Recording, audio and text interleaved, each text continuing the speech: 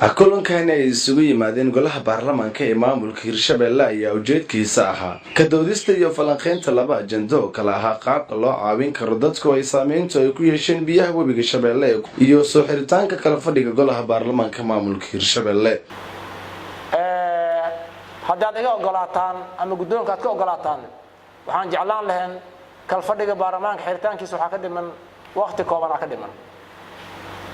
ama 10 maalmood ka dhiman ama 12 maalmood meelaas ka dhiman haddaad ogolaataan inaan ka soo hormarino si aan shacabku u muujino dhibaatada haysato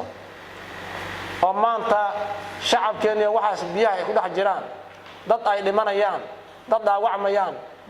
isteediyada kale ay soo gurmanayaan kadib afayeenka baarlamaanka maamulka Hirshabelle marka uu soo bandhigay labada ajande ayaa gabi ahaanba waxa isbedelay madasha golaha baarlamaanku ay ku shiriyeen isla markaana noqday buuq iyo sabaxan ku aadan ka soo horjeedsiga labada qodob uu soo bandhigay gudoomiyaha baarlamaanka maamulka Hirshabelle.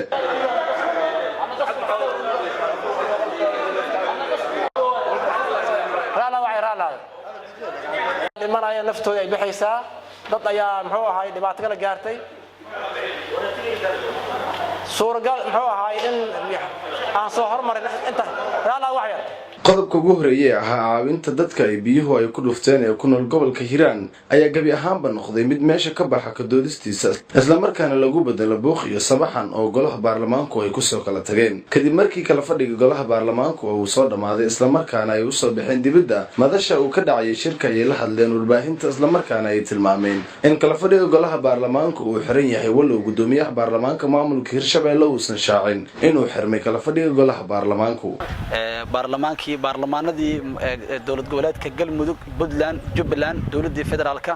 inay u gurmadaan dadkayni annagana aan dhahno baarlamaankii aan fadhinayna waa shaqaynayna waxayna la noqotay wax aan noo cuntamaynin saas darteeda guddoonka baarlamaanka cod buu qaaday oo ah in macnaha fasaxii laga soo hormariyo codkina wuxuu noqday cod buuxo saas darteed waxa xildhibaanadii aan baaq ugu jira macnaha maadaama baarlamaankii uu soo xirmay in dadkii loo gurmado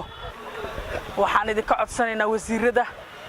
xildhibaanada ka soo jeeda Hirshabelle sanatarada ka soo jeeda Hirshabelle waxaan idin ka codsanaynaa si degdeg ah gacmo furan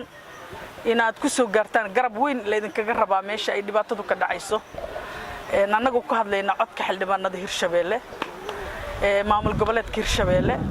dadka dhibaataysan waa ina si gaar ah hay'adaha ugu yeertaan waa ina garab siis